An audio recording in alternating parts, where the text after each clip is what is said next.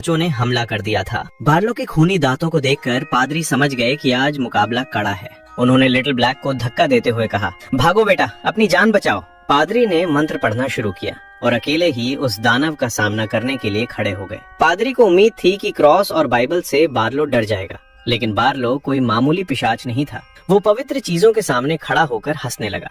पादरी की आखिरी चीख सुनकर लिटिल ब्लैक बेतहाशा भागा और पास की एक पुरानी गुप्त झोपड़ी में छिप गया। बाहर सन्नाटा छा गया था, लेकिन तभी उसे अपने उन दोस्तों की आवाजें सुनाई दी जो अब इंसान नहीं रहे थे। वे सब अब पिशाच बन चुके थे और झोपड़ी के बाहर उसे पुकार रहे थे, बाहर आओ दोस्त, हमें बहुत प्यास लगी है। लिटिल ब्लैक समझदार था। उसने घर के सारे दरवाजे और खिड़कियां बंद कर ली। नियम साफ था, पिशाच बिना बुलाए घर में नहीं घुस सकते। दूसरी तरफ मार्क अपनी प्रेमिका सोफी को लेकर चर्च पहुंचा, लेकिन जैसे ही सोफी ने कदम रखा, दीवार पर लगा क्रॉस सोने की तरह चमकने लगा। साफ था कि सोफी अब इंसान नहीं रही, वो एक पिशाच बन चुकी थी।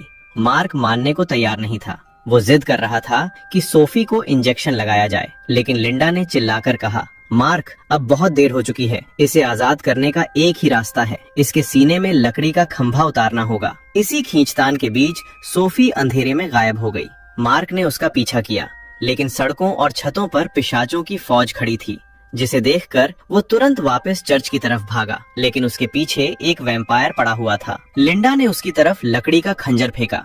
मार्क ने हिम्मत नहीं हारी और पिशाच पियरे के सीने में लकड़ी का खंभा उतार दिया। खंजर उतार दिया। अगली सुबह पूरा शहर कब्रिस्तान जैसा सुनसान था। मार्क और लिंडा जब लिटिल ब्लैक के घर पहुँचे तो वहाँ पादरी की लाश मिली। पास ही लिटिल ब्लैक का एक नोट था, बार्लो ने मेरे माँ बाप को मार दिया, अब मैं उसे खत्म करने जा रहा हूँ। लिटिल ब्लैक हाथ में नुकीली लकड़ी लेकर स्ट्राइकर की दुकान पर पहुंचा। वहां उसका सामना अपने पुराने दोस्त डैनी से हुआ। डैनी उस पर झपटा, लेकिन किस्मत से उसका सिर उस नुकीली लकड़ी से टकरा गया और वो ढेर हो गया। डैनी को अपने ही दोस्त के हाथों आजादी मिल गई। शाम होने वाली थी। मार्क, लिंडा और लिटिल ब्लैक शहर के पुराने ड्राइव इन मूवी थिएटर पहुंचे। वहां का नजारा अजीब था। मैदान कारों से भरा था, पर एक भी इंसान नहीं था। मार्क ने एक कार की डिक्की खोली तो अंदर सोफी गहरी नींद में सो रही थी। मार्क का हाथ कांप रहा था। वो अपनी प्रेमिका को नहीं मार सका। लिंडा ने जैसे ही खंभा उठाया, तभी एक गोली चली। ठाएं। सोफी की माँ वहाँ आधमकी थी।